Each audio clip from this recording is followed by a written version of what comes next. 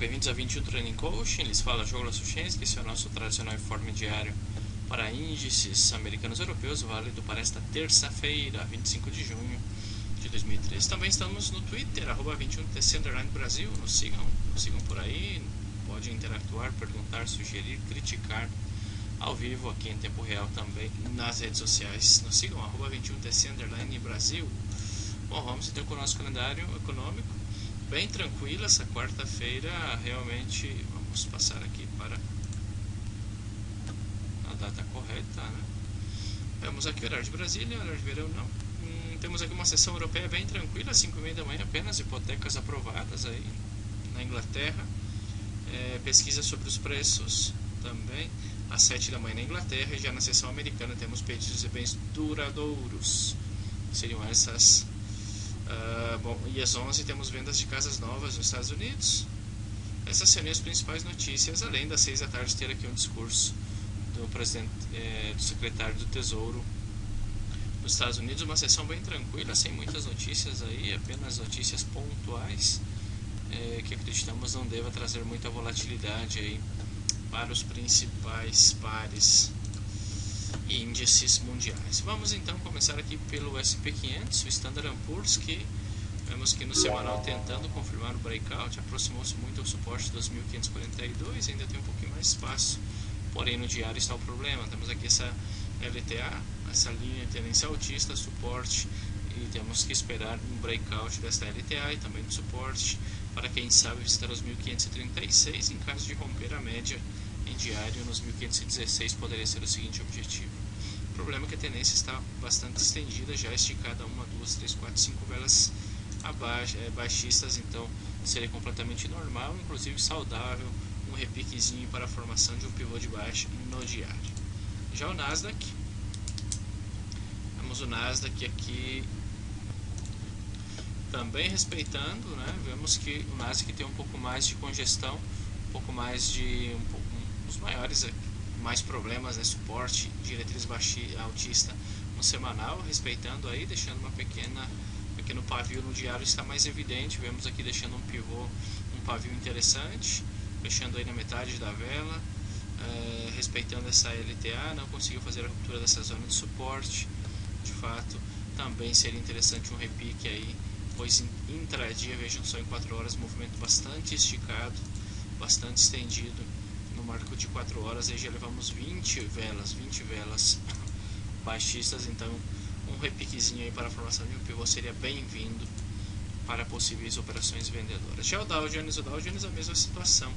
Vemos que no semanal aproximou-se muito ao suporte aqui dos 14.423 que havíamos comentado, não conseguiu fazer a ruptura, deixando aí uma sombra, um paviozinho também. Vemos que no diário aqui está também, aproximou-se muito aos 440 que havíamos comentado, não conseguiu fazer o breakout, respeitando aí, também seria interessante o repique.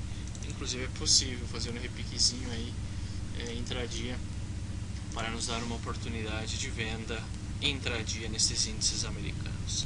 Já na Europa, o DAX 30, os índices europeus, o DAX 30, vemos que no diário, respeitando claramente essa linha de tendência altista, essa LTA, não conseguiu fazer a ruptura. Vejam só como respeitou milimetricamente juntamente com o suporte nesses níveis e segue respeitando este DAX 30 no diário. Vamos esperar também algum repique aí neste DAX para uma eventual operação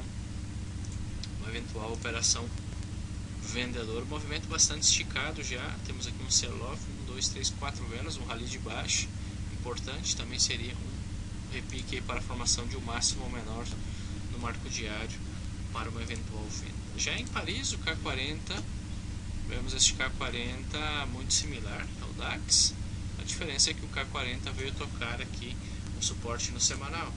Temos aqui o suporte bem definido nos 3.564, não conseguiu fazer a ruptura. Se o fizer, 3.420 poderá ser o seguinte objetivo. No diário fechou aí deixando um pavio, uma sombra, uma cauda, como queiram, e o que poderia gerar uma pressão contrária, uma pressão compradora, inclusive para a formação de um pivô também. Vendo que intradia no marco de 4 horas o movimento está bastante esticado. Em 4 horas está claro que poderá formar um pivô de baixa neste K40. Já o FTSE, o índice de Londres,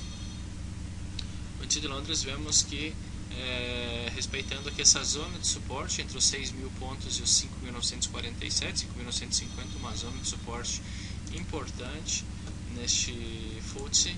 No diário respeitou claramente aqui os 5.966 pontos, não conseguiu fazer a ruptura, deixando aí uma sombra um pouco mais tímida em relação aos demais índices.